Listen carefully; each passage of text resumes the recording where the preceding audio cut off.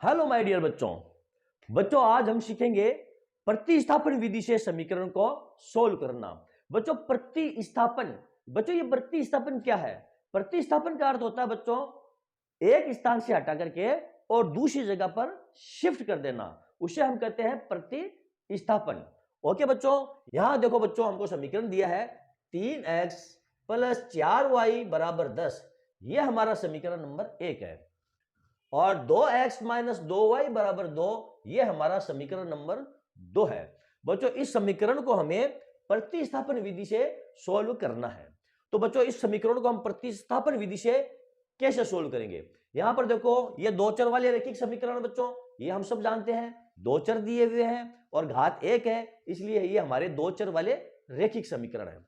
अब यहां पर देखो बच्चों दो चर कौन कौन से हैं? एक्स और वाई, ये दो चर हमारे पास है।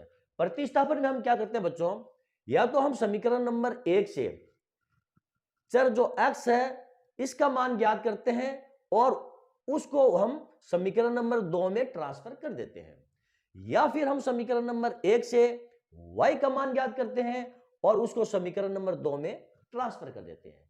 ओके बच्चों, या फिर हम क्या करते हैं समीकरण नंबर 2 से x का मान ज्ञात करते हैं और उसको उठा करके हम समीकरण नंबर 1 में ट्रांसफर कर देते हैं, या फिर हम y का मान ज्ञात करते हैं और उसको उठा करके हम समीकरण नंबर 1 में ट्रांसफर कर देते हैं। बच्चों इसको कहते हैं प्रतिस्थापन विधि। ओके, अब चलो बच्चों इस विधि के द्वारा समीकरण को सोल्व कैसे किया जाएगा, यह तो मैंने आपको बता दिया कि इस प्रकार सोल्व किया जाता है। अब हम देखते हैं इसको सोल्व करते कैसे हैं।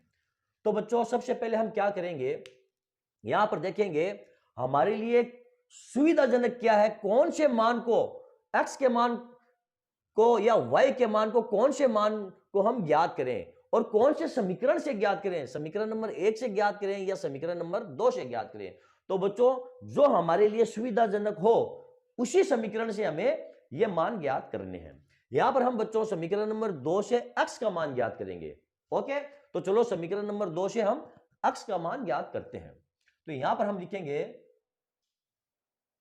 समीकरण नंबर 2 से x का मान लेने पर, x का मान लेने पर यहां पर क्या आ जाएगा, x का मान 2x - 2y बराबर ये 2 है और 2x बराबर 2, इस y को हम ले जाएंगे पक्षांतरण करके दाईं तरफ, तो ये हो जाएगा 2 प्लस ये 2y और x बराबर हो जाएगा बच्चों 2 प्लस 2y बटे ये 2। ये हमारा समीकरण नंबर 3 हो गया बच्चों और हमने x का मान ज्ञात कर लिया है।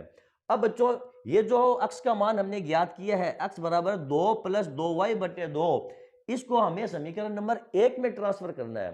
बच्चों ध्यान देना, यहां पर इस मान को हमें समीकरण नंबर 1 में ट्रांसफर करना है। बच्चे क्या करते हैं, वो भूलवंश या उनको जानकारी नहीं होती है तो फिर वो क्या करते हैं समीकरण नंबर 2 से x के मान को ज्ञात करते हैं और उसको उठा करके समीकरण नंबर 2 में ही ट्रांसफर कर देते हैं, तो उनका जो आंसर होता है वो गलत हो जाता है। ओके बच्चों, हमें ऐसा नहीं करना है। यदि हम समीकरण नंबर 2 से x के मान को ज्ञात करते हैं तो उसको हमें समीकरण नंबर 1 में ट्रांसफर करना है, और यदि हम समीकरण नंबर 1 से x के मान या y के मान को ज्ञात करते हैं तो उसे उठा करके हमें समीकरण नंबर 2 में ट्रांसफर करना है। जिस समीकरण से हम x या y के मान को ज्ञात करते हैं उसी समीकरण में उसको ट्रांसफर नहीं करना है बच्चों। ओके, चलो चलते हैं आगे। अब समीकरण नंबर 3 को समीकरण नंबर 1 में रखने पर यहां पर हम लिखेंगे समीकरण नंबर 3 को समीकरण नंबर 1 में रखने पर, समीकरण नंबर 1 क्या हमारा 3x + 4y बराबर ये 10। इसमें हम क्या रखेंगे, इसमें हम रखेंगे x बराबर 2 प्लस 2y बटे 2 को रखने पर। ठीक है बच्चों, अब यहां पर आप देखो 3x, x का मान ये है हमारा x 3x। अब ये जो x है x का मान हमारे पास क्या है 2 प्लस 2y बटे 2, तो x की जगह हम इसको रख देंगे, यानी इसको ट्रांसफर कर देंगे। तो कैसे रखेंगे, यहां पर हम लिख देंगे 3, फिर गुणा का चिन्ह। अब x का मान कितना हमारे पास 2 + 2y बटे 2। यहां पर हम लिख देंगे 2 + 2y बटे ये 2, फिर +4, ये +4 और बराबर 4y हो गया बराबर ये 10। आगे सोल्व करेंगे बच्चों तो ये कितना हो जाएगा हमारा 6 + 6y + 8y बराबर ये 20। अब क्या करेंगे यहां पर देखो 6y और ये 8y कितने हो जाएंगे 14y। 6 + 14y बराबर ये 20। अब इस 6 को हम पक्षांतर करके 20 की तरफ ले जाएंगे तो ये हो जाएगा हमारा 14y बराबर 20 - 6 और 14y बराबर ये 14 और y बराबर हमारा हो जाएगा ये 14 बटे 14। इसको काट दो बराबर 1। बच्चों हमारे पास y का मान कितना आ गया है 1। y बराबर कितना आ गया हमारे पास ये 1 आ गया बच्चों। अब y का मान हमने ज्ञात कर लिया है 1। अब हम क्या ज्ञात करेंगे इस y के मान से हम x के मान को ज्ञात कर लेंगे बड़ी ही आसानी से। कैसे ज्ञात करेंगे बच्चों? सबसे आसान जो तरीका है वो ये है, आप इस y के मान को या तो समीकरण नंबर 1 में रख दो, 2 में रख दो, और आप चाहो तो इस y के मान को बच्चों समीकरण नंबर इस 3 में भी रख सकते हो। तो हम y के मान को समीकरण नंबर 3 में रखेंगे।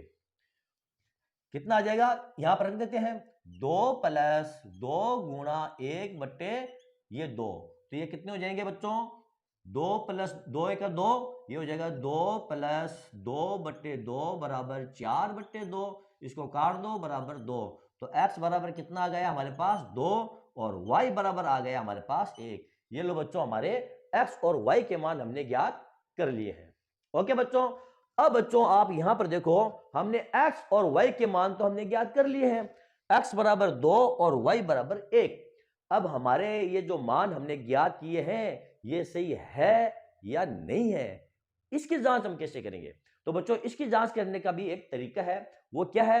ये जो हमने मान ज्ञात किए हैं x बराबर 2 और y बराबर 1, तो x और y के मान को आप चाहो तो समीकरण नंबर 1 या समीकरण नंबर 2 में रख दो। यदि आप x और y के मान को समीकरण नंबर 1 में रखते हैं तो दायां पक्ष और बायां पक्ष ये बराबर हो जाना चाहिए, यानी x और y के मान को यहां पर हम ट्रांसफर करते हैं तो इनका मान ये 10 के बराबर हो जाना चाहिए। यदि हम इस समीकरण नंबर 2 में ट्रांसफर करते हैं तो मान 2 के बराबर हो जाना चाहिए। यहां पर देखो हम समीकरण नंबर 2 में ट्रांसफर करके देखते हैं x और y के मान को। यहां पर क्या है 2x, तो हम यहां पर लिख देंगे 2 गुणा x का मान कितना है 2 माइनस 2, y का मान कितना हमारे पास 1 और बराबर है ये 2। 2 को 2 से गुणा करेंगे तो कितना आ जाएगा बच्चों 4, माइनस 2 को 1 से गुणा करेंगे तो ये 2 बराबर 2। अब 4 प्लस का 2 माइनस का, तो इसको घटा देंगे तो ये आ जाएगा 2 बराबर 2। बच्चों ये देखो दायां पक्ष और बायां पक्ष बराबर हो गया है, 2 बराबर 2। यहां पर 2 आ गया है और यहां पर भी 2 आ गया। इसी प्रकार बच्चों यदि हम x और y के मान को समीकरण नंबर 1 में यदि रखते हैं तो इस साइड वाला जो मान है 10 के बराबर आ जाएगा, यानी हमारा जो समीकरण है वो क्या हो जाएगा वो सेटिस्फाइड हो जाएगा। ओके बच्चों, तो चलो ये थी बच्चों हमारी प्रतिस्थापन विधि से समीकरण को हल करना।